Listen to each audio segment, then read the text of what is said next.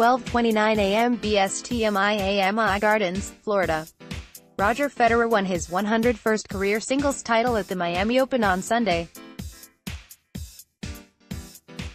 The kind of performance the Swiss champion put on makes you wonder if it wouldn't be more accurate to say he started working on his second 100 titles here this week. There were few signs that Federer would secure this title, and a number that indicated he might not, when he began his quest 10 days ago. No player had managed to win more than one title through 19 ATP tournaments this year. Top-ranked Novak Djokovic, the top seed in Miami, had won the past 3 Grand Slam events, and he seemed keen to rebound from an unexpected third-round loss at Indian Wells. Roger Federer became tennis' first repeat champion of 2019 when he won his 101st career title Sunday by beating defending champion John Isner in the Miami Open final 6-1, 6-4. 5 years after leaving tennis as a burned-out teen prodigy and 3 years after returning, Ashley Barty won the biggest title of her pro career at the Miami Open. Federer himself had serious doubts. He had been upset in Miami in the second round last year, after having a first-round bye, and was fresh off a loss in the Indian Wells final to then No. 8 Dominic Thiem. It would have been easy to say, "The last year just didn't work out, let me not come back." Federer, who was seeded No. 4 in Miami, said in his news conference Sunday after he crushed No.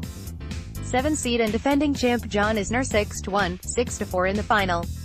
"I'm glad I changed my mind." Other ominous signs developed for Federer in real time. He was obliged to mount an 11th-hour rally to take out his first opponent, Ryder Albot.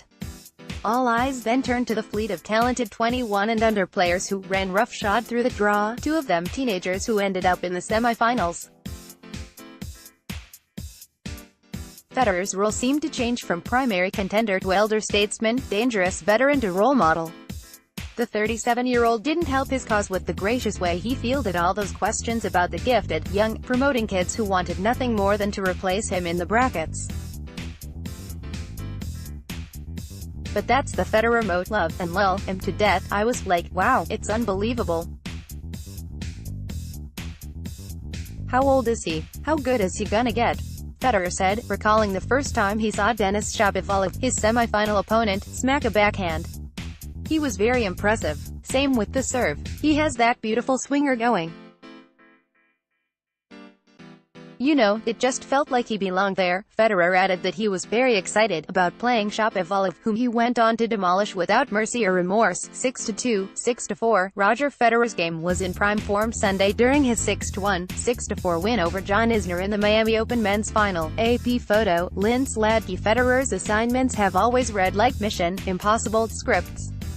Down, King of Clay, Rafael Nadal on red dirt in Europe. Outmaneuver Elastic Man Novak Djokovic on the spongy lawns of Wimbledon.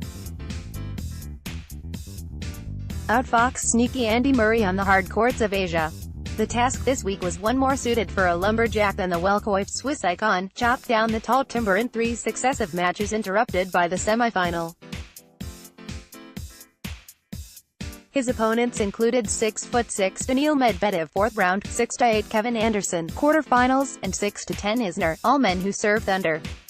The first 2 of those matches provided outstanding preparation for Federer's final round meeting with Isner, who had won 10 consecutive sets, 9 of them with tiebreakers, and dropped serve just 4 times in the tournament entering the final.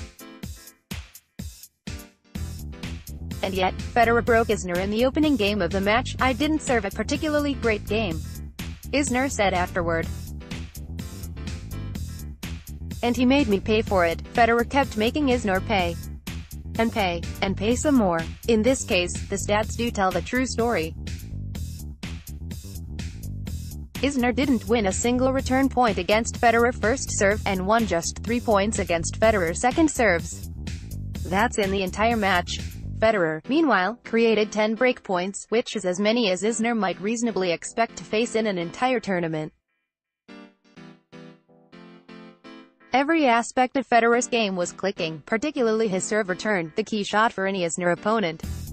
This was their first meeting in nearly 3 years. Federer leads the series 5-2, and there was some question how well Federer's 37-year-old eyes and reflexes would react to those unique Isner fastballs. Play Roger Federer defeats John Isner in straight sets to win his 4th Miami Open and 101st overall career title.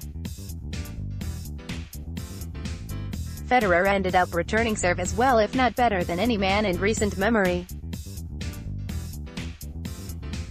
It was thanks to his mastery of the finesse shots, including the chip and simple, blocked return.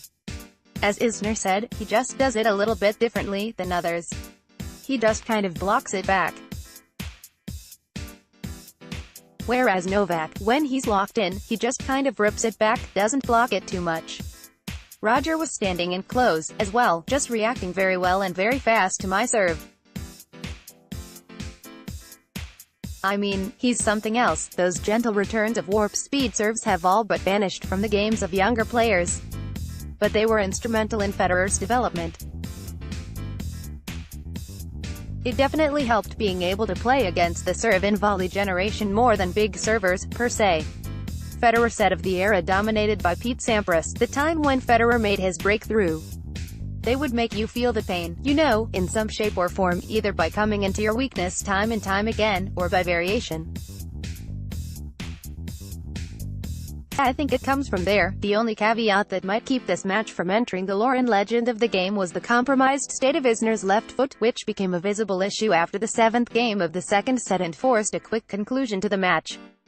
Isner said he began to feel pain on the top of his foot in the first set, and it gradually got worse. It's a terrible feeling, because you're on an island out there and, you know, you have no teammates to hide behind. Isner said. And you're going up against the greatest player ever. You know, I'm playing in this incredible atmosphere, and my foot's killing me, due to a left foot injury that got worse as the match wore on. John Isner said that after the 7th game of the second set, I knew I wasn't going to win. Albello, Getty Images. As well as Federer was playing, the men were on serve through 7 games of the second set, meaning Isner might still have forced a tiebreaker. But by then, the pain was bad enough for Isner to summon the trainer and take a painkiller. The pain was so severe that he appeared to finish the match more out of respect for Federer than any thought of winning. I knew at 3-4, whatever, I knew I wasn't going to win. Isner said. I can tell you that much. Which is a weird feeling, you know, being on serve in the finals of a match and knowing that I wasn't going to win. Summarizing his month in the U.S. with a finals appearance at Indian Wells and a title in Miami, Federer said he feels like he's in a good phase. He feels super healthy, and is thrilled that he's been able to play, or practice, every day for the past month. That's something that maybe hasn't always been the case these last few years, he said.